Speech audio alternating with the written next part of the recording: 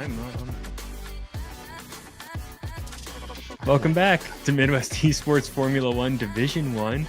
Back on Nick and Mitch. Yeah, I didn't have this pulled up, and I hit the button on the stream deck, and nothing happened. I was like, why didn't it change? So we take a week off, and we don't know what's happening. But we are covering Division 1 in Suzuka, Japan tonight. Always a very fun track, and I can't wait to get back into this action. Yes, week 5 of season 12 is about to get underway, like Mitch said, in Suzuka, Japan. We took a week off. I think I caught up on some sleep. I might have played some games, and you were up in Montreal doing some fun stuff. So nice to have you back. Hope you had a fun little trip.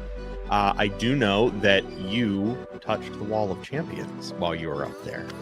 Now that I think about it, I didn't actually touch the wall. What? I know. What? Go back. I'm waiting for you. I'm waiting for you. Up good in the track in Montreal, you can walk it or bike it or skate it. I think we've talked about that. The website always said it's closed in the winter, so I didn't take my skates. It was open when we walked over there. So the day after, I walked a lap around the track. So I got to stand on some of the curbs. All the advertisement was down, so it looked kind of boring and white, but it was kind really of drab. Cool. Yeah. It was weird. They're building grandstands too, so they're starting to set up a lot of that. Gotcha. Yeah, it was trippy when you were sending pictures of the curbs up close. Oh, look at that! It's raining in Japan. Who would have thought? But you took a picture of some of those, candy cane curbs, and they are brutal. Like little spikes, little rumble strips. not anything that I would want to be pushing a car over. And I kind of understand how they can degrade the tire further after seeing such an up-close picture that you sent on Snapchat. Yeah, it's the ones that the Plums is running over now with his tires where you hear the vibration. Those are a solid couple inches. And I don't even know if I took a great picture of the curbs at the wall of Champion Chicane, but the white curbs outside of the rumble strips are like almost a foot tall. You would ruin a car going over those ones.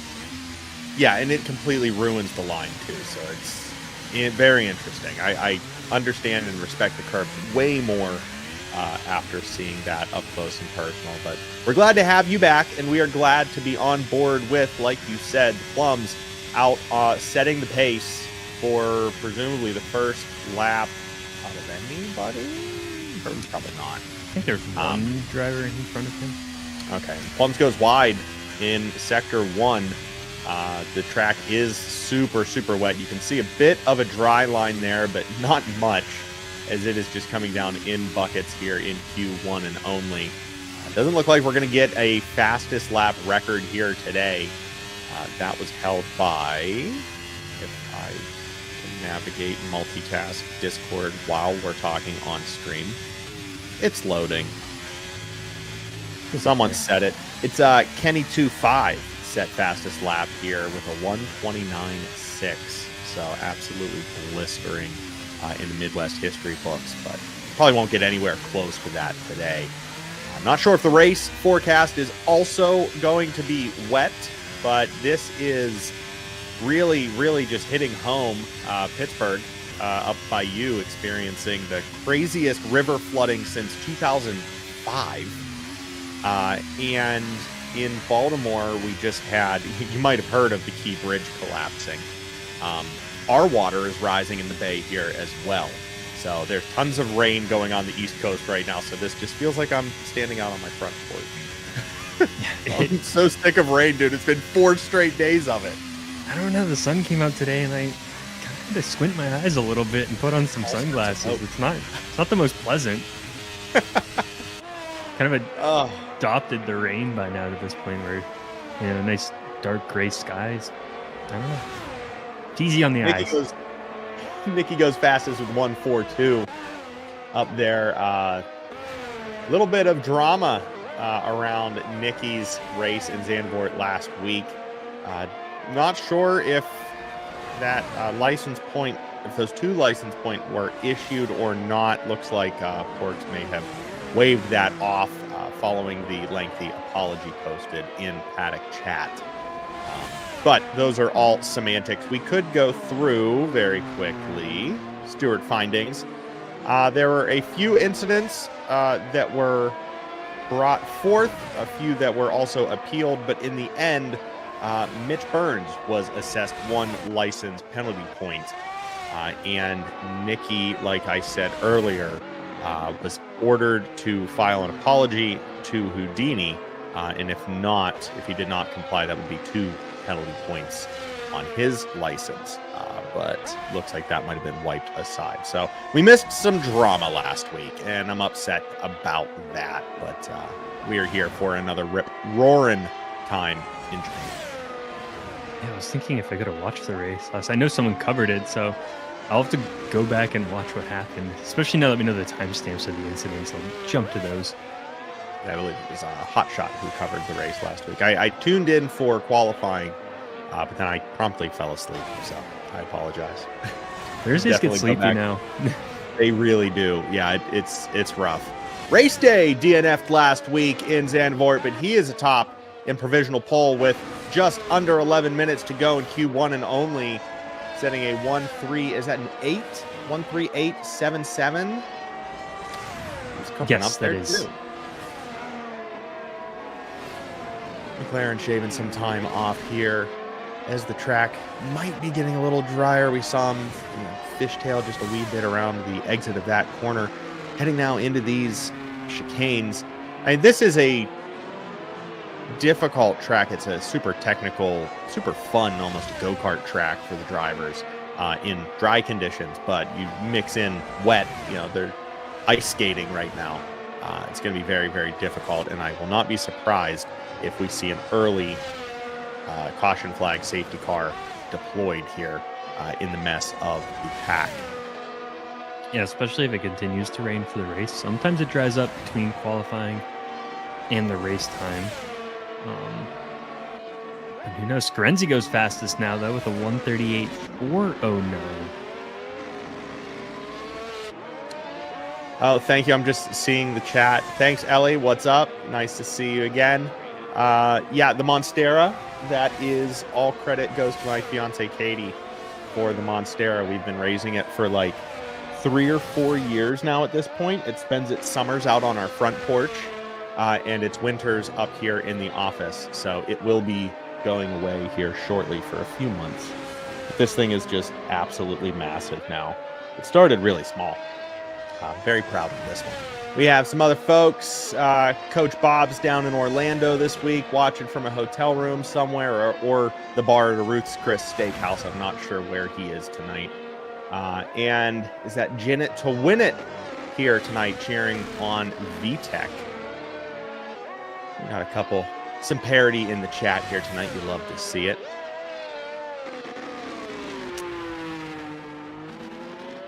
Whoa. Reaches the roof after 8 years. Holy cow.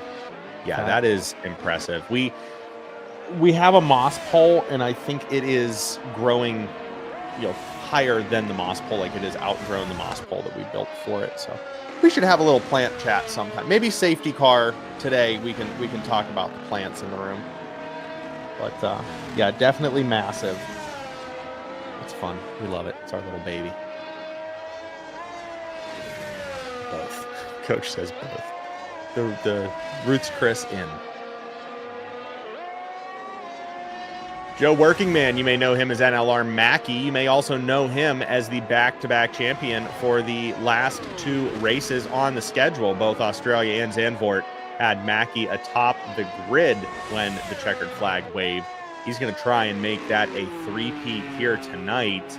And he is quickly ascending the points for drivers, kind of putting the coals on Scarenzi's feet there as the Aston Martin driver still sitting in first place in week 5. I was trying to get the intro typed up, or at least generated for me based on the little research knowledge, but it's not going to be too crazy. But today's it's been raining all week. Like, we're tired, we're sore, we want to go to bed. Yeah, so the intro is going to be a little shorter this week. That's fine. That's fine. No, it's always good. It's fine. Everything's okay. This will be the 1 week the Sky Sports Talent Scouts are streaming us. Right. Well, we were going to give you an opportunity, but... Well, to be fair, the real life, they don't change their names every couple of weeks, which has slowed down. That was throwing me off. We'd have... What was that noise?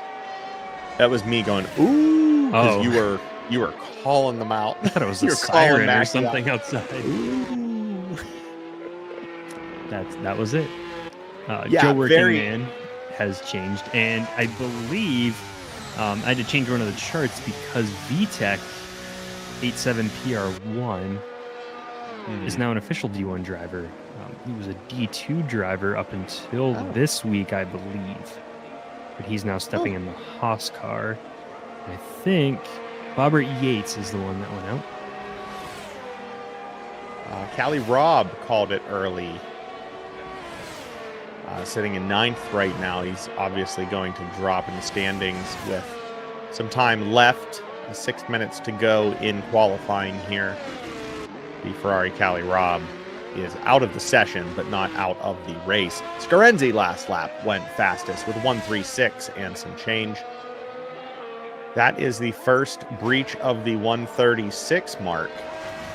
So that is, still Mackey almost half a second off that pace. We'll see if Scarenzi can hold that for 6 minutes, but it does look like the track is drying, maybe just ever so slightly. You're starting to see some trail marks on the track right there. These guys look like they're able to send it a little harder around these corners using T-Nell as a, what do you want to call it? I don't know. The word. Baseline? I didn't drink the coffee. A baseline, Good. thank you! I don't know if that's my favorite word for that, but we'll go with baseline. Standard. Sure. Benchmark. Benchmark. That's the word I was looking for. Well, there he goes. The benchmark sliding No longer the benchmark. very, very elegantly through that corner, and he has relinquished the title. Kelly Robb. This is not going to be anything for T-Nell. Kelly Robb posted in the driver paddock just a clown emoji. So who knows what happened for him to quit early or DNF out of quali, but he's in 11th, now 12th. For him, hopefully it doesn't dry up, and this is just the drivers getting a bit more acclimated to the track, because if it does dry up, he could easily slip out of these times. We do have 4 minutes and 20 seconds left in quali, so enough time for 3 more laps around the track for the drivers.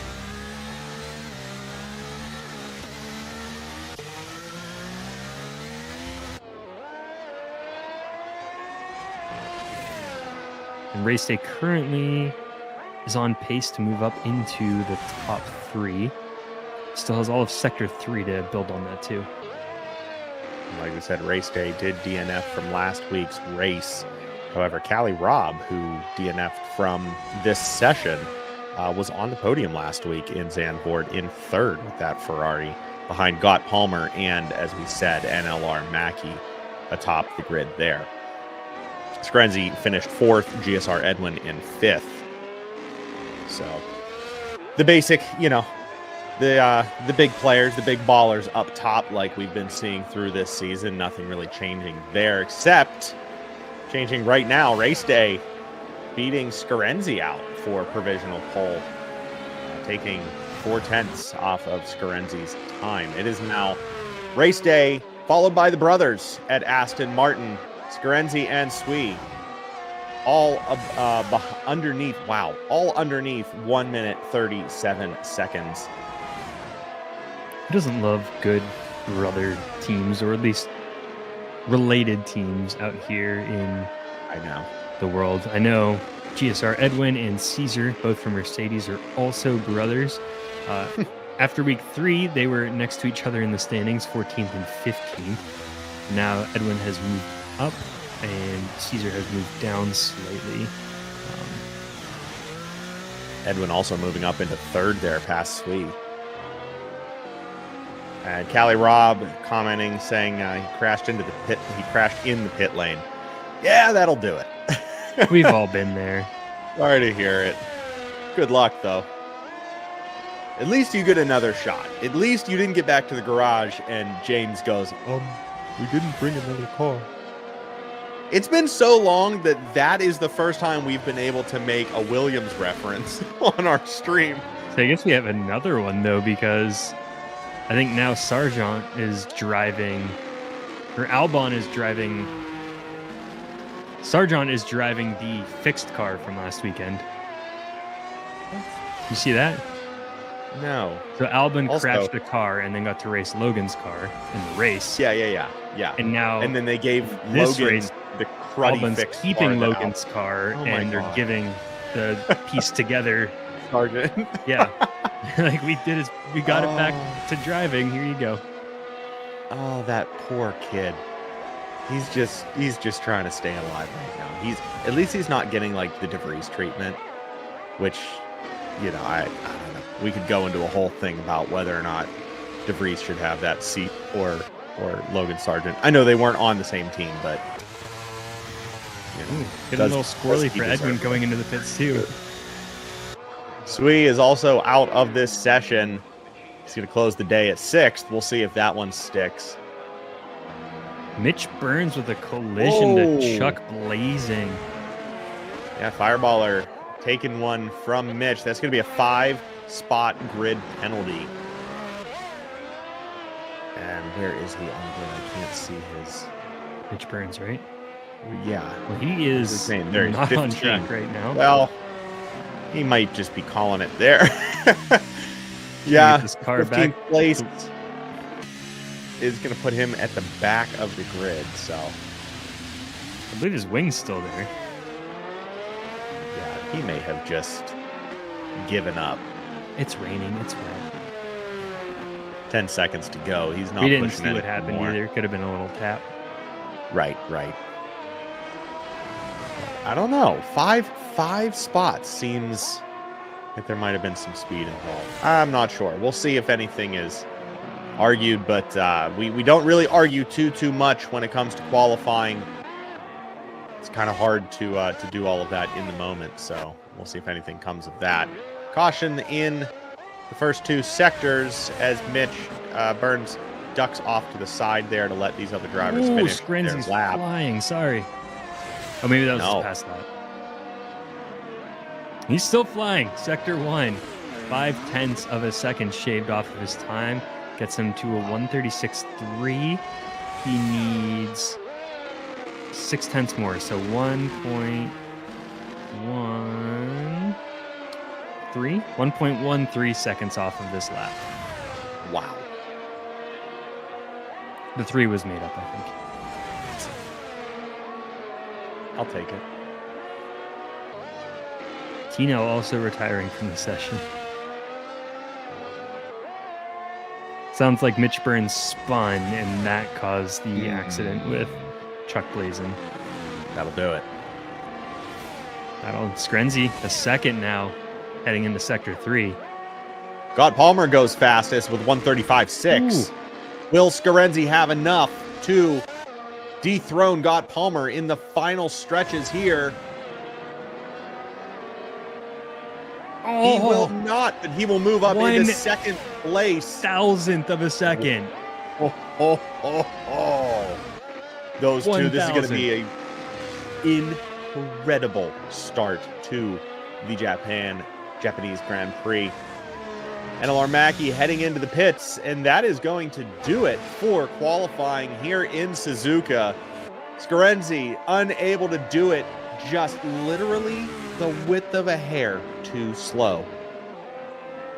That's insane. I could also bring in some fun math from watching a lot of F1 warm-ups and podcasts this week. Apparently, removing your appendix, the weight advantage you would gain is 3/1000ths of a second. Don't they have to lap. add that back to the car though if he was at the weight? I don't know if the scales even Drivers go can't be- that Okay. that particular. There is something I heard with that.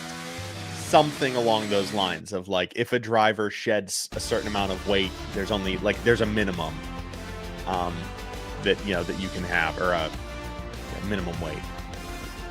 So they have to like add it back to the car or something. I don't know. I love it. 002 looks like the official on the timing sheet from the game. Now they have given Gott Palmer a 6.45. Wow. Well, phenomenal showing there from the Alpine and the Aston Martin.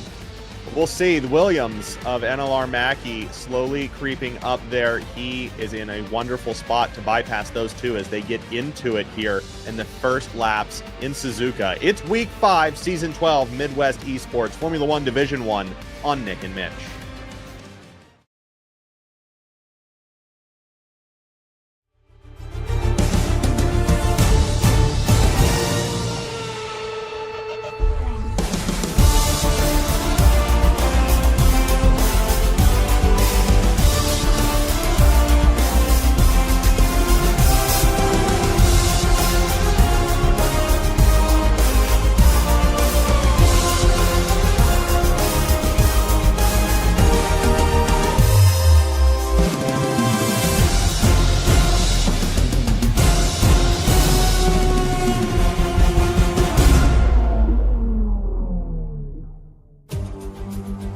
Suzuka finds its way onto the calendar in week 5 of season 12. After a chaotic week in Zandvoort while we took a race off, it's back to action. Welcome to the Japanese Grand Prix. The 3.6-mile figure eight is praised as one of the best tracks in the history of the sport. The high-speed S's, a bevy of elevation changes, and the infamous 130R corner always test the limits of both driver and machine. One mistake here could mean a trip through the gravel, so precision is always paramount. Now, last week, we only saw a couple of DNFs, and another Mackey win means we get to watch this fancy new graphic do a bit of a dance for us. As we get closer to lights out, Mitch has our starting order along with the championship recaps. Yes, and we do have a quick change to the driver lineup for Division 1. In Team Haas, Vitek has moved into the driver's spot, replacing Bobber Yates. Last week, we had an epic race in Zandvoort with Joe Workingman taking home the victory, Got Palmer in second, and Callie Robb in third. So as we look at the Drivers' Championship, Scarenzi is still on top at 218. Got Palmer is just 9 points behind. Then in the middle of the pack, we see a cluster of drivers. Over in the Constructors' Cup, the top 6 teams have remained steady for the past 3 weeks, but the bottom 4 teams have thrown down the gauntlet. We're seeing some shifts, strategies, and unexpected performances, with Red Bull and Mercedes moving up, but AlphaTauri and McLaren are ready to strike in Japan. It's quite the active paddock as we approach the midway point of the season, with championship hopefuls separated by a razor's edge. Can Scarenzi extend his points lead tonight, or will Mackey pull off a three-peat and continue his climb under the rising sun? Answers to come. Lights Out is next. This is Midwest Esports Formula One Division 1 on Nick and Mitch. It sure is, and look at that sky. There is not a raindrop to be seen. This track will hopefully stay dry throughout today's race as we get ready for the formation lap. Well, I saw a Discord message and was really worried that they were restarting the lobby. I think we did great in that intro, considering we said it wouldn't go as well as we thought it would. And now these drivers, I'm sure, are very excited to see the sun out and shining. Mitch Burns did, in fact, get that 5 grid place penalty for causing a collision during qualification. He spun out on a rainy track and unfortunately took another driver with him. Yeah, it's absolutely gutting to see that happen. But such is life when, again, you are trying to ice skate with a pair of Crocs. Happens to the best of us, can't prevent all of them. But we will definitely be keeping an eye on the AlphaTauri to see how it fares, making its way through the pack from the back spot. Again, it is Got Palmer and Scarenzi out front on the first line of the grid, followed by NLR Mackey, Mr. Joe Workingman himself, and Race Day. All 4 of these are serious championship contenders, and none of them would be a surprise to be lifting a trophy in just 27 laps time. And Race Day posting in the driver's chat that he will make it past lap 3 this week. We shall see. Don't curse yourself that early. 3 laps, definitely not fun to go home after a race like that. I don't know if it's better though. Yeah, to not race, to not get the whole way to the end and have it thrown away. League, we have more drivers than spots in like the top thing, and the second split only has 2 or 3 drivers. So there's been a week or 2 where I haven't qualified. I've qualified like bottom 4, which was knocked out. And I'd rather have that than be 15th out of 15 and then just be in 15th the rest of the race. Yeah, I think I agree. Like just calling your night early, it stings, but it's better than investing like an hour and a half in a race and then having to cancel. Right, exactly. Seeing the McLaren of Race Day, and I believe that was the Mercedes of GSR Edwin, warming up the last final seconds before they approach their stall. Tinel was disqualified from the formation lap. It says from this session, but hopefully he will. It just mobile. Says that for for something happening during the setup contact lap. Or he overshot his grid line or something. Yeah. It's all good. He's back in. Here we go. Week 5 from Japan. It's the Suzuka circuit, and we are underway. Got Palmer and Scarenzi separated by just 1,000 of a point in qualifying.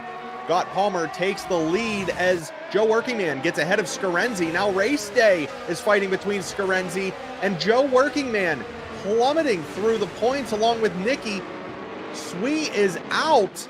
We have a caution in Sector 1. There is carnage. There's definitely Aston Martin out of this race early on, and it looked like the Alpine of somebody was also in the grass there. Does look like Chuck Blazing was in the grass. Sui's car did not look well. Could be one of the worst looking crashes so far in the game. That brings up the safety car at turn 1 of a dry and sunny Suzuka. Who would have thought Sui commenting in paddock chat saying, that's fun. Oh man, so we were just talking about it. Would you rather call your night early or go the distance only for it to be snuffed out at the very end? Well, Sui may be able to answer that in the chat if he decides to log on to tonight's live stream. But we did have a bit of a shakeup atop the grid. GSR Edwin stays stable in 5th place. However, the top 4 have done just a bit of a dance. Scott Palmer staying in 1st, now followed by Joe Workingman's Williams and Scarenzi in 3rd place, with Race Day now in 4th. Race Day was able to get past both the Williams and Aston to get up into 2nd place there after turn 1, and that didn't appear to have anything to do with the incident, as those cars should have been behind Race Day at that point. So who knows? We might see this McLaren make another beeline for the podium once lights turn green once again. He may have some kind of combo between these first 2 turns that the others just haven't caught on to yet. Drivers heading into the pits now to do a quick swap. Let's take a look at the tire decisions on the grid here before things really get underway again. Let's see what we're working with here. Looks like Houdini's the only one on hards, and we have a couple on the softs sprinkled throughout, both McLarens and one of the AlphaTauris. Tire strategy there showing pretty simple. One-stop race if you can make it. A couple of these guys going to capitalize on this early safety car and maybe swap to a different compound out the gate. Houdini was in the pits. Maybe he swapped to those hards, trying to stay out later in the race, predicting another. Houdini may be able to make it work. I mean, hey, they call him the Magic Man. Oh, we've seen some racers go 27 before on. Was it hards or mediums? I believe that was a medium tire. It was. Yeah. It was rough. So we can definitely see this happening, but you try it, right? You gotta send it. Tried to do an IndyCar race on a fuel saving mode, and I can tell you that is not the move. Don't do fuel saving. Stick with the pack. I was separated by lap 1, and I caught up with. We were doing 60 laps. I caught up with another driver at like lap 20, and we were next to each other 20 to 40. And then he had to pit, and I was very sad because I lost my bump draft buddy. Oh yeah. It was just 60 minutes, me alone, tilted to the left, right foot falling asleep, putting the left foot on the thing. Next time I'm putting a toggle switch on the PlayStation Access controller to just toggle the gas pedal at full. If there's a next time for that. Oh, I love it. I'll have to get in your ear as a crew chief next time you're taking Indy on. That was in VR too. That was rough. Oh, so I had to turn my neck to the left because the headset doesn't adjust. Jeez. Yeah. Ugh. Well, let's take this brief moment before we are underway again to thank our sponsors. Lintlock Extreme. Hang on tight, race fans. This heart-pounding, adrenaline-fueled, insert catchy adjective here, race, is brought to you by Lintlock Extreme. That's right, Lintlock Extreme, the fabric softener that tackles all your unwanted fuzz, no matter how fast life gets. Got a mysterious white sock clinging to your favorite racing outfit? Lintlock Extreme. Pet hair embedded into your helmet lining? Consider it gone with Lintlock Extreme. Random bits of confetti and debris in your couch cushions from a wild race weekend with your friends? You guessed it, Lintlock Extreme to the rescue. Remember, just like those drivers can't afford a single loose thread, you need the unshakable hold of Lintlock Extreme. Victory is in the details. Man, I had another one ready, but you just crushed that one too. Hey, I think we're going to have more time for ad reads. Yeah, I think we are. And that's good because the first one it gave me, it was okay. It didn't make sense. It was for Turbo Turtle by Reptotech Industries. Safety car in this lap. The only in-race energy booster scientifically formulated to mimic the aerodynamic properties of a speeding turtle shell. But description didn't make sense. I got a better one. Good. Well, we'll hang on to that for the next safety car incident. We will see when that happens. Hopefully not. Scott Palmer going to play a cheeky game of chicken. Why not, right? When you're in the lead, you have all the power. You have 17 cars behind you bending to your will. We are away once again, and it's Joe Workingman taking the inside line, trying to get past in the straight. He does so. Turn 1 of lap 4, the second turn of this race officially, and Williams has a car atop the grid past Scott Palmer in the Alpine. We're going to see if NLR Mackie, Joe Workingman, can hold on to this lead for 23 more laps to three-peat here in the first half of the season. T-Nell, we have a caution flag in Sector 1, and it's the McLaren who has spun or otherwise stopped motion momentarily. He is back out on track, thankfully, but he will be behind the jump. So something with T-Nell there, just a little bit of a wobble in the line. A little bit. I will also say race day did make it past lap 3. However, they only raced about, I don't know, a 20th of one lap without being under safety car. So good work keeping your car under control under a safety car for 3 laps. We love a good technical. The Plums is dropping now. The Ferrari down into 18th. We had another caution there as he went off track, but he has recovered once again. T-Nell now getting past Houdini for an improvement of 2 positions following his slip up. I was going to say, Ellie says rain in 10 minutes-ish. I don't know if she's getting intel from the drivers on board. I don't believe we get access to that on here in any particular way, but that could be huge. That will be huge. Yeah, that's going to be rough.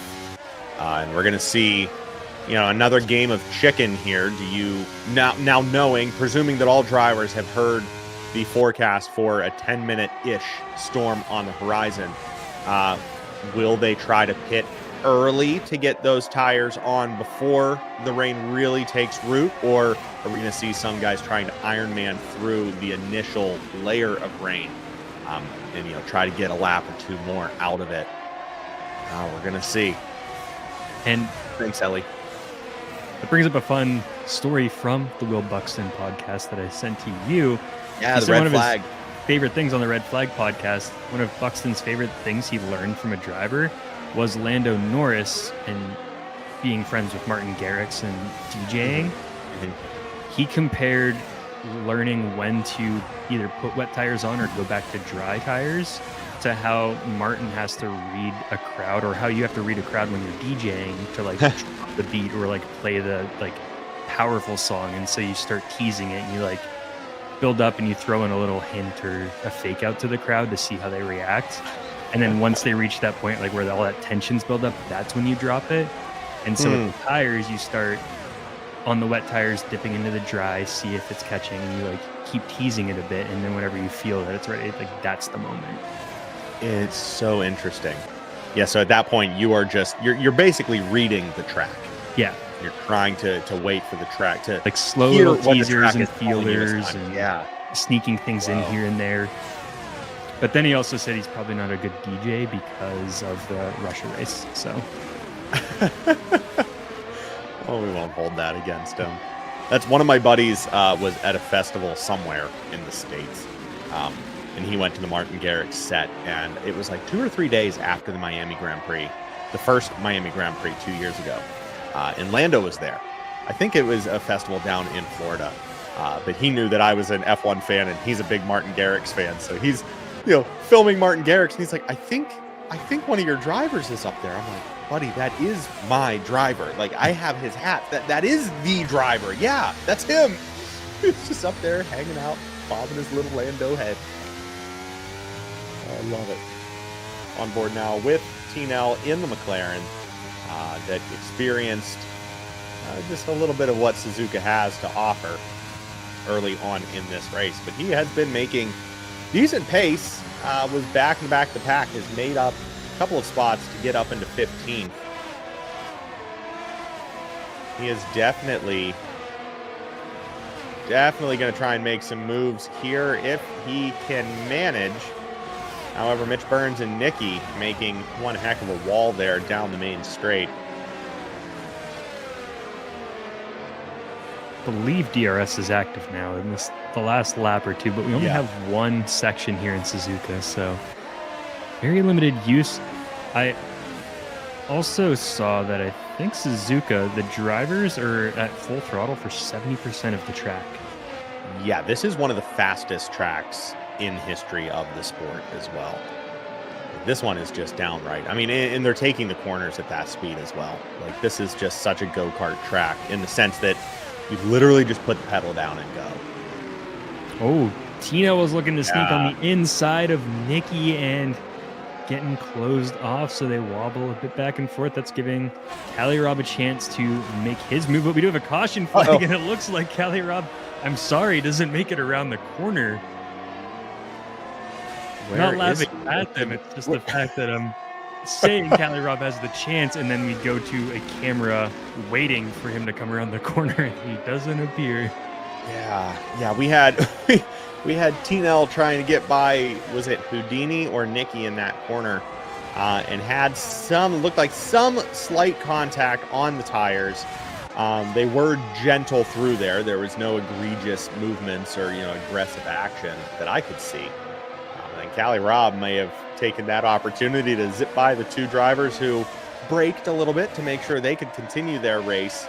And in doing so, just decided to stay in that corner a bit longer than expected. That was hilarious, that camera angle. Here he comes. Office level cinematics. I will clip that later so we can share that. Mitch Burns taking advantage of that, though, and he is now up into 12th. He's getting close to his teammate Gunnar Addy, who is in 10th.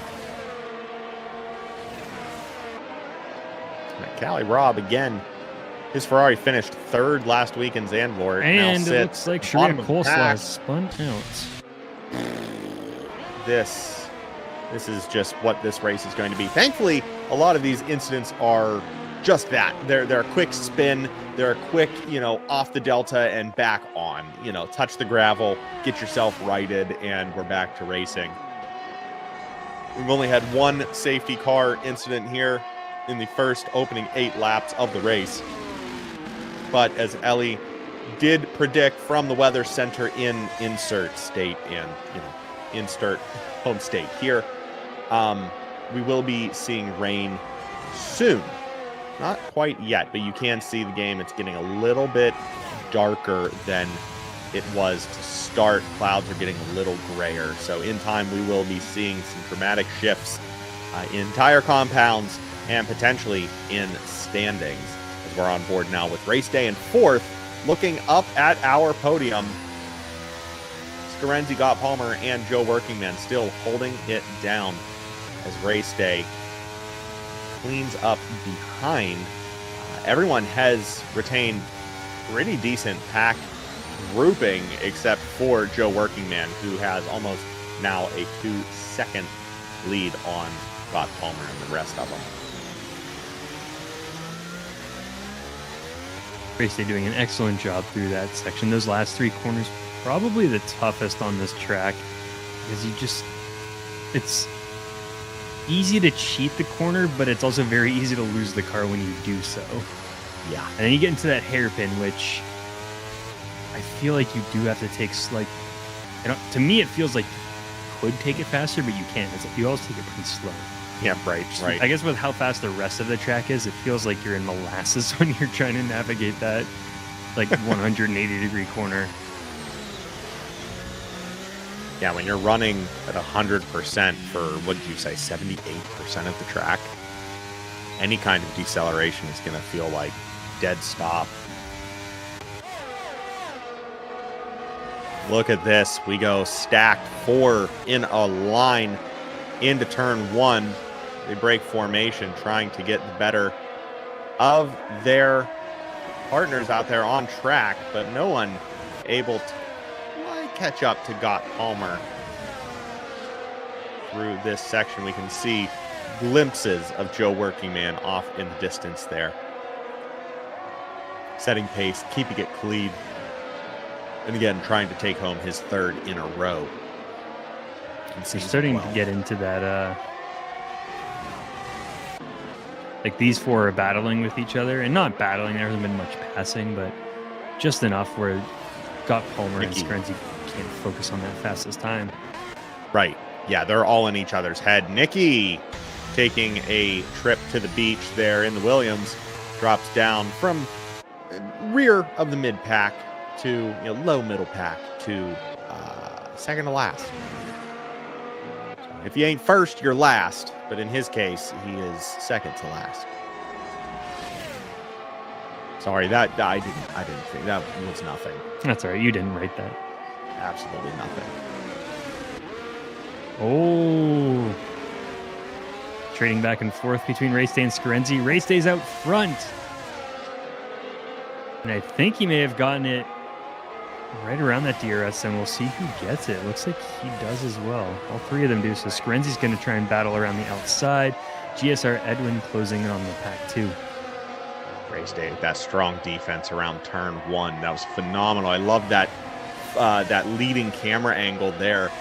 We watched Race Day just close the door, slammed it in Scarenzi's face as he tried to get by through the DRS protection. And yeah, I believe you're right. Did not look like Scarenzi had DRS there. But I'm not sure he would have been able to get past even if he did. Huge move from Race Day. Biding time, waiting for the moment, and capitalizing. It's really, that's what it's all about. That's racing right there. Nicky is in the pits, swapping out for soft tires, it looks like, and a new nose. Beautiful. Yeah, the gravel is like devilishly large in Suzuka, if I'm not mistaken. Like they're big, like almost like river stones. Kind of looks like it. Got a good look. Would not be surprised if it just chomped up his front wing. I was watching to see if he had anything under the body as well going through gravel that thick. You never know. Sometimes the engineers will say, that's enough for today, and put the car in the garage. 2 secs, Mitch. I'm going to raise my desk because my leg's falling asleep. We can go ahead and stand right up because if it does rain, we'll get some action. We're at more of a, I'd say we're at a Pittsburgh sunny day right now. Earlier we were at like a nice sunny day in Japan. This is a Pittsburgh sunny day where it's bright enough that it starts to hurt your eyes without sunglasses, but you can't see the sun. Yeah, you can still get a sunburn, but you're not going to enjoy the day. You get a sunburn, you can hurt your eyes.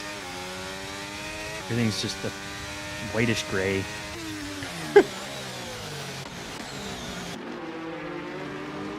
I will never forget moving down to Baltimore and even onto the east coast of Pennsylvania, or the eastern side of Pennsylvania.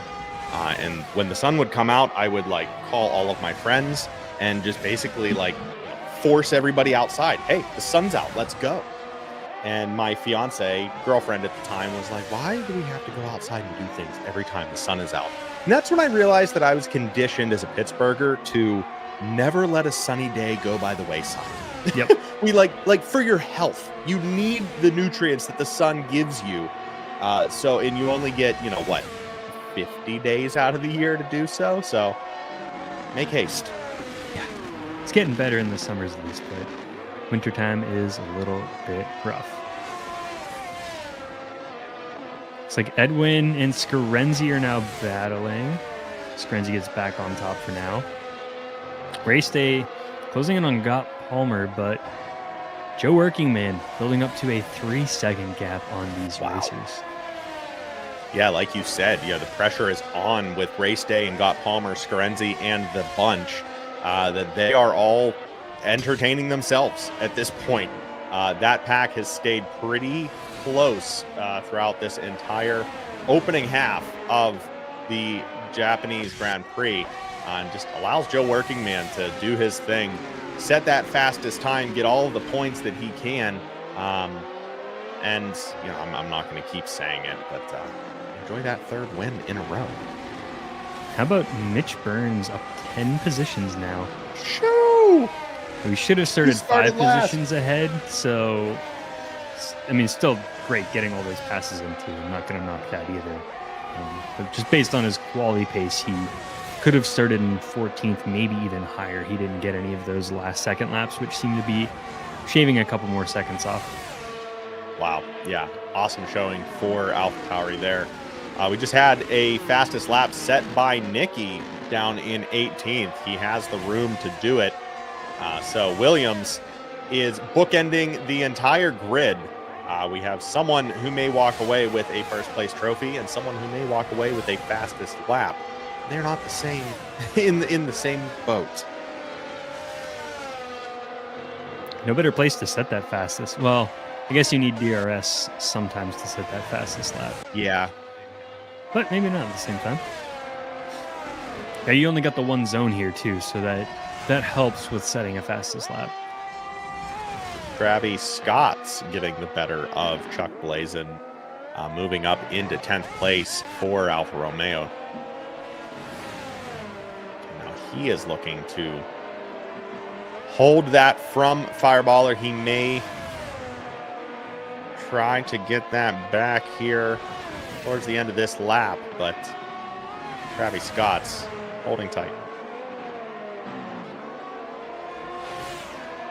Still no rain on track just yet, but it is getting darker and darker as the race continues. We are just over halfway through the race and still no rain though, so drivers might have to make some interesting tire choices, almost all of them on 12 or 13 laps, some on medium, some on soft. Those mad Race lads day. On a course like Race day. 13 laps on a pair of softs just got by Gott Palmer. I think this is where it might get tricky for him. And GSR Edwin gets by Scarenzi. Those soft tires aren't going to last forever for race day, and I feel like the drivers might be trying to wait out that rain. But I don't know. I think all of them at some point soon, the next few laps, might have to pit, and if it's not raining yet, it's too early. You're going to burn through those tires easily. Right. Yeah, especially race day. Those softs are cooked. If they're not already, they are going to be soon. But if he goes in and puts on Inters early, those will cook. Yeah, exactly. So it is really going to be interesting to see how the McLaren navigates the back half of today's race. But he's doing it from second place, so there are worse positions to be in to make those calls. That's still semi-doable if he plays his cards right. Dip into the pits, regain, enter a little back in the pack, but he may be able to make up some time later on. We will see. As Gott Palmer is still very close behind, may try a quick, cheeky overtake when he gets the opportunity, but as we saw earlier against Scarenzi, race day, not having any of it today. He is determined not only to finish 3 laps, but to finish this entire race. That looks like rain. That's I'm rain. seeing rain. Here we go. Yep, there's a raindrop or a sweat drop on the visor of Gott Palmer as he shoots past race day up into second place.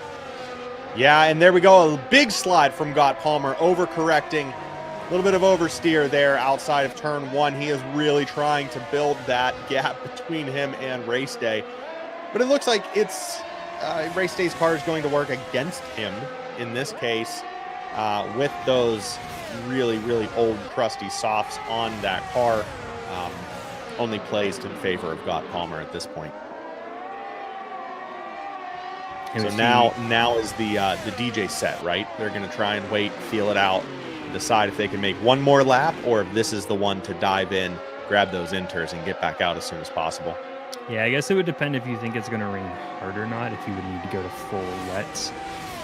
Haven't really seen that in these races yet, so I'm not sure if that's a factor or not. Sometimes they get told chances of things beforehand, so I don't know anything right now. But if it was going to go to full wets at some point, you'd maybe try to tease out another lap. I think all of them are going to go in. We had VTech 87, Chuck Blazin, a couple other drivers go in. I think the drivers like 10 or 11 through 15 all went in for those inter tires. Oh, wow. Yeah, already. I missed that entirely. Yeah, and that was like the mid-pack, so they're going to get an advantage. But GSR Edwin and Scarenzi going to go one more lap around this track. Race day calls it quit. Working Man, Gott Palmer, they are all going through. So time for strategy here with Race Day to see what he can do. We do have a part-time meteorologist in the chat. So, Ellie, if you have any more insight as to the forecast of this rain, the conditions, how heavy it's going to get, please feel free to share. If Scarenzi thinks that is going to be feeding intel to the enemy, then, I understand. But they should all have that at least. Some slowdowns here from Edwin and Scarenzi going into one of the worst corners on the track, and then the hairpin. I am sure they will take this nice and easy down in second gear. That's not too far off from what you take it normally, but just extra cautious in the rain. It's like watching the grandparents slowly shuffle dance after Grandma won a bingo round. Or when Grandpa says he'll park the car and then he'll be inside, and you're like, all right. Real slow. Gentle now. Grandpa, it was 45 minutes. We've sat. We're ordering dessert. I wanted to be careful. He's saying it will rain until the finish. Ooh, so inter tires will take them to the end. That would again be where you're deciding if you think you want to wait for wets. You don't want to have to double pit for these, but I think all of the drivers will go in. And who has the first set of those inters? It would be Race Day, followed by VTech, but he is 14 or 15 seconds behind. So we'll see if the strategy pulls off for Race Day. Cynical picking up a 5-second penalty for speeding in pit lane, which of course can happen when you are trying to come to a stop at the last second. And here comes Race Day out into second. I thought that was Joe Working Man he was going to pass, but he is still 4.5 seconds back. Yeah, that was the opportunity. But I mean, still, Race Day coming right back into second place. That was the perfect strategy. And hats off to the McLaren driver for making those softs last as long as he did on as bendy, windy, twisty as this track is. That was a masterclass right there in tire management. Yeah, it looks like no one really gained or lost in the top 5 from doing those tire changes on different laps. Race Day did get over a second gap, so I guess that's beneficial for him. We won't have DRS, though, with the rain going through the rest of the race, so this will just be on merit. Second penalty of the day going to the Ferrari of the Plums. There was a time penalty. I believe it was a 2-second time penalty. 3? For track limits. I think it was a 3. 3? Yeah, fair.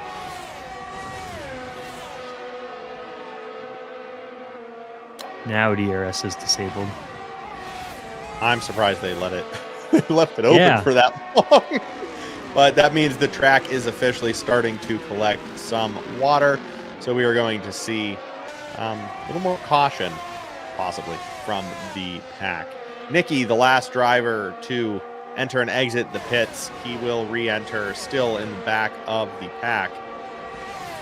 Now all drivers should be on their wet compounds. And there we go, Scarenzi getting by GSR Edwin as he takes turn 1 wide.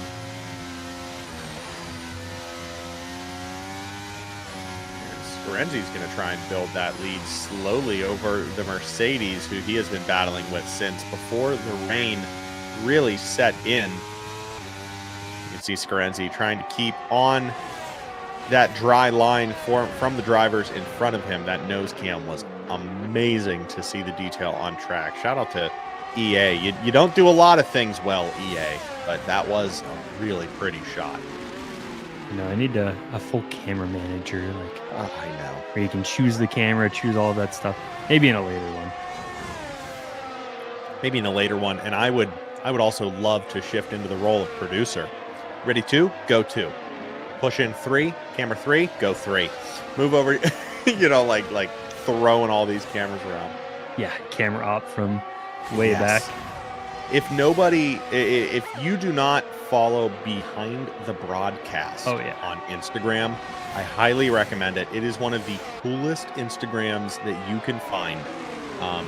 And they have fans in every sporting event, every big televised event, whatever else. The cameramen and women behind the scenes giving us all of our favorite shots. It's just really cool stuff.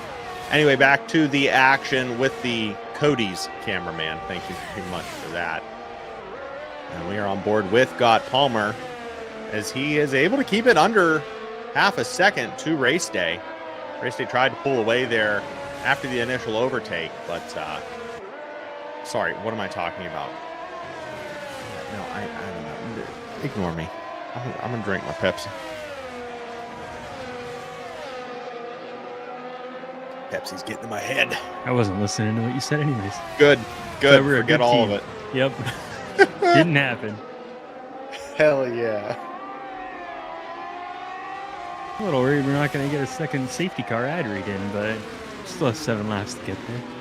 There's the commentator's curse that Mitch just sprinkled like pixie dust. And I was thinking that Race Day said he'll at least make it 3 laps. I wonder if he'll make it to the final 3 laps. On the other side of things. Yeah. Got to equal it out, and then you can complete a race.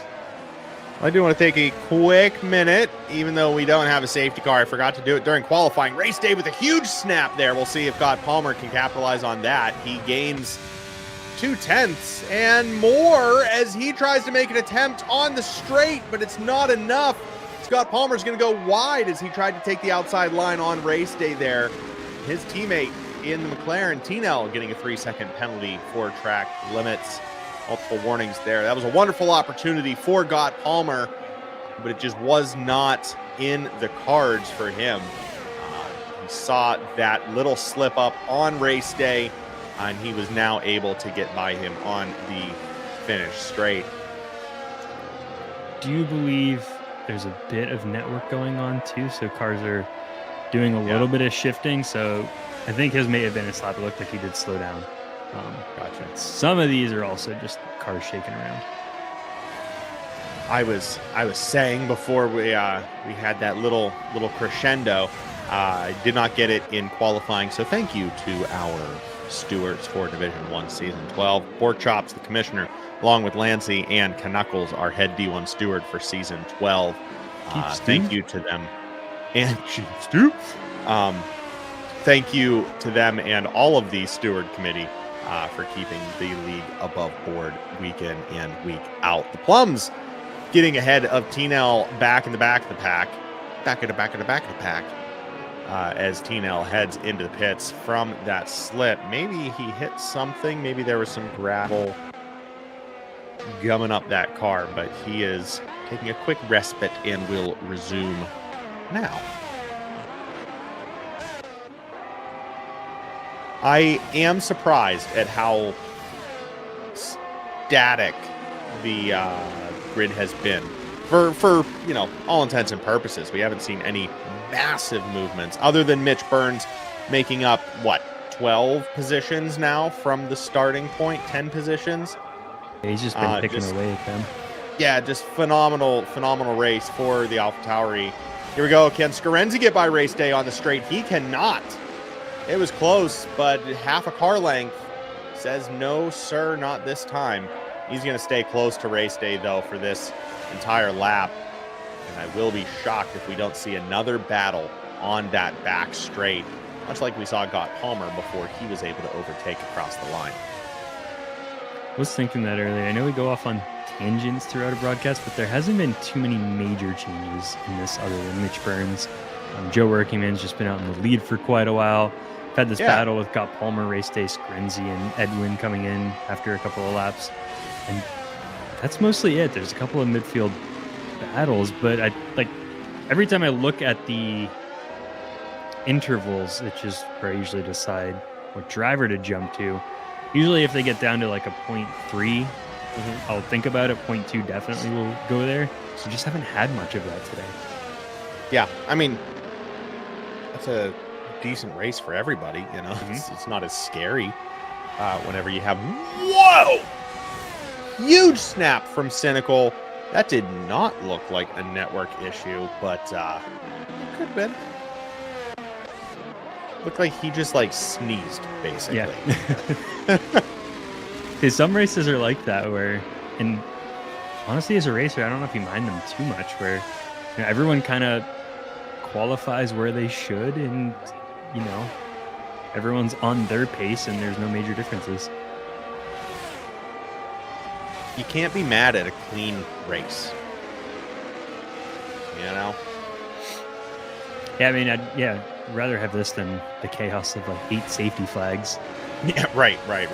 Where it just throws your strategy off. This one was outside of the safety car in lap 1, which is basically a couple extra formation laps at that point. Comes down to your tire choice and like your quality, your tire choice, and when you decide to pit for the rain.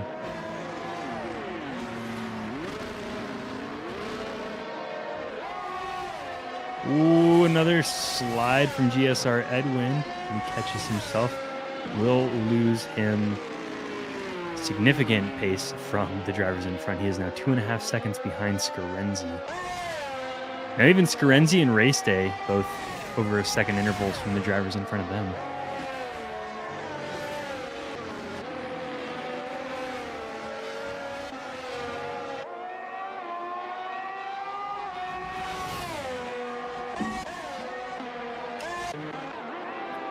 We also had every driver for a moment with over a second interval on this sheet too. Wow. Chuck Blazin starting to close in on Travis Scott. He got down to 7/10. I was going to say that was another battle that we have been following today. I mean, there have been so few like true battles other than the top 4 that like I can remember all of them. One of them was Travis Scott's and Chuck Blazin, where Travis Scott's got ahead of the Alpine, but will he be able to close that gap and reclaim that 10th position? I would love to see. I don't even know how you wouldn't be able to do it in this game, but like a battle stat where you just measure like the number of times a driver has passed another. So, how many times has Scarenzi passed Race Day and then Race Day passed Scarenzi? Yeah, right. And see that, and then it would also, I guess, be based on how many passes too overall. So like, if they're equal, but it's just 2 passes each, that's not nearly as important as like 50 passes each. Yeah. But then if like one's 50 and one's 200, that's also not that important. But that'd be cool to see with like which drivers truly battle and just trade places the most. I'm sure someone has. No one has the time. There's got to be a way to find that stat. Give me enough time with a spreadsheet and I will figure out that formula for you. Spreadsheet of video archive. The data. I'm not entering all the data. Teach the AI to watch all of these videos. Looks like Chuck Blazin getting close to going for the pass, but it's slippy out there. It is slippy indeed. I really thought he was going to be able to get that, but under normal conditions, he had the line. That was a wonderful attempt. Now it's just a game of chicken to see if he can try and hold off on those brakes a little longer than Travi to make a move that way, because you're definitely not going to get it from accelerating out of these corners. 2 laps remain in Suzuka, week 5 of season 12. And NLR Mackey, Joe Workingman, on pace for a three-peat here as we see Chuck Blazin struggling to keep pace, hold pace with Alfa Romeo of Travis Scott. They're headed down the finish straight. Chuck does not have DRS in the wet conditions, so he will not have any advantage on the Alfa here as they start their what is it? It's not penultimate. What's two until the end? Trivia time. What was the question? I'm sorry. Penultimate is the next to last. What is the next to last? Oh, there is a word for it, isn't there? Yeah, I know. Do you know it? No. I feel like they used it in the real broadcast. Anti-penultimate is the third from last. Yeah, anti-penultimate. That sounds right. Wow, I hate that. So we are on the... Well, now it doesn't matter because Joe Workingman is on the penultimate lap of this race. I was also looking up the rules for defending in the league because they differ from sport to sport, or I guess league to league. You are allowed one single position change to defend, and I was just curious with Travis Scott and Chuck Blazin. They were obviously coming close in those corners. Interesting. But I've learned that in iRacing you aren't allowed to make like a defensive move. Huh. Oh, that makes sense. Like at a certain point, like at what point? Just I guess like an overly aggressive. So like in F1 here, if looks like it's the Ferrari behind him, but if you're on the right and then a car's starting to overtake you on your left, you are allowed one move to the left to defend. You cannot then go back to the right, and that's real F1 and this. Gotcha. But like in iRacing and some other leagues, if that driver starts overtaking on the left, you're not allowed to cut in front of him. Gotcha. Well, race leader Joe Workingman, his second to last corner, his penultimate corner of his penultimate lap, as he makes it around the S's onto the straight. Joe Workingman will lead the Suzuka Grand Prix in the final lap of the race with a whopping 8-second advantage over second place Scott Palmer. He is now officially in blue flag territory and has already passed two, if not more, of the drivers in the back of the pack. We did see some movement. Tinel was able to get ahead of Houdini in that last lap to move up into 12th. Tinel, one of the drivers who had some issues there in the first half of the race, spinning out and causing a ruckus there at the head.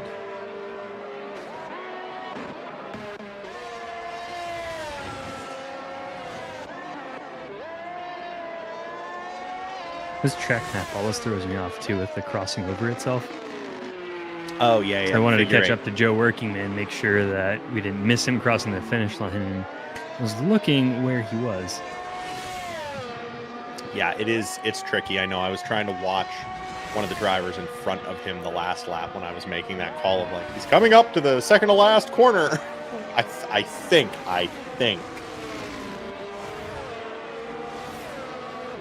On the back straight now, just soaking it all in. Doesn't have to do too much besides finish this lap. What a wonderful race for Mackey. His third in a row. He did it in Australia. He did it in Zandvoort, and he is about to do it here in Japan as well. Making his way around the S's. Here comes into the final corner. And it will be, for the third time in a row for Team Williams, it's Joe Workingman, NLR Mackey, taking it home in Japan. Followed by Scott Palmer and Race Day. Scarenzi in fourth place. GSR Edwin will finish this one in fifth. I also saw that Chuck Blazin did get past Travis Scott's. Wow. Sorry we missed it, guys. To the final stretches of this race. Sorry we missed that one, guys. Really wanted to watch, but got to run with the winner for that last lap. As is tradition. And this may be the only battle for a position right at the end of the race, but I think Travis Scott's is just too far behind. It looks like the network is having fun with him, looking like he is drifting around that corner. Chuck Blazing will take home that 10th position in the final lap. Phenomenal push there for the Alpine. And surprisingly, only one DNF on the day. I know we still have drivers on track running pace, but only one DNF for Sui in the Aston Martin came in the first turn of the first lap. But that was it. So thankfully, this was a rather clean race. We did have some spins, but nothing dramatic. And it looks like I'll take that one any day. it will hurt Aston Martin in the Constructors' Cup, but they are 59 points above Alfa Romeo, who both finished out of the top 10. So I think Aston Martin can hold on to second in the Constructors' Cup. We'll lose a bit of space from Alpine.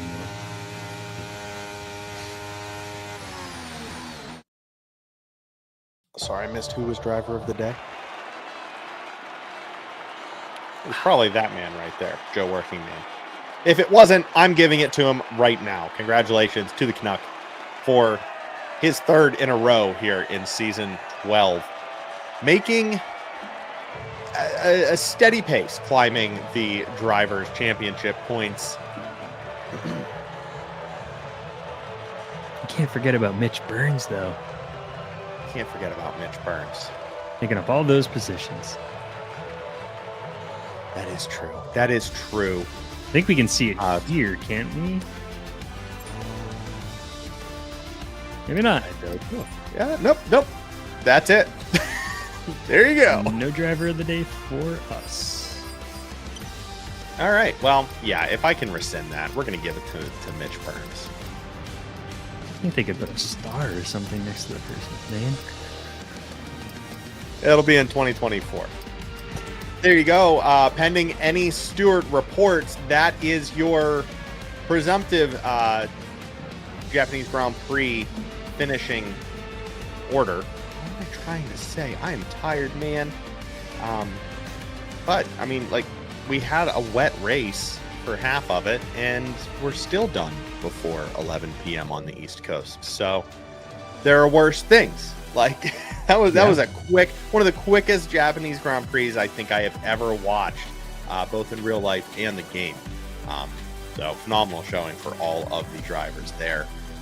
Thank you very much for tuning in for another installment of Midwest Esports F1 D1 on Nick and Mitch. Thank you as always to the Commissioner, Pork Chops, and everybody else who gives us permission to host this stream for this incredible league. And thank you for tuning in along with all of our Nick and Mitch members who participate or give us, a little bit of cash every month to make sure this channel doesn't fall by the wayside and we can continue broadcasting. You're gonna throw them on me. I can. You want to do it? Hey, I can. Sure, I can do it if you want. Thank you to our executive producers, Bone Crusher 2D, Coach 34, and my mom, co-producers Captain Snowbeard, Killer Vapa, and Kirsten, and our Fans and Fans Plus. Still have it up there in my head. Absolutely nailed it. If you want to join one of them on one of our tier lists, hey, you could just click subscribe and make that thing go off during the race. But you can click join down below to see what becoming a YouTube member here on our channel entails. If not, just click that subscribe for free. Tell your mom, tell your girlfriend, tell your partner. Make sure you subscribe to Nick and Mitch to stay up to date on all of the F1 action. Next week, I don't even know what division we are. I don't have. We're D1 for the next two, I believe. Okay, Qatar. So we are on D2 next week in Qatar, right? The next two we are D1, I think. Is what I was saying. Okay. Hi. Get me off this screen. I'll find it. Yes. Oh, yes. Next week, Qatar D1. the next 2 weeks, Monza, Brazil, D2, Miami, D3, back to D1 after that for the season, I believe. So we will see you back here next week for Qatar, April 11th. That one is going to be a fun one. Always is. I can't wait to see this bunch get back after it and see how the points are reflected following the Japanese Grand Prix with, I'm going to say it one final time and then we're going to get out of here, the third race in a row for NLR Mackie. Thank you very much for joining us. We'll see you in same place, same time next week for the Qatar Grand Prix. Until then, I'm Nick. I'm Mitch. And have a wonderful night. We'll see ya.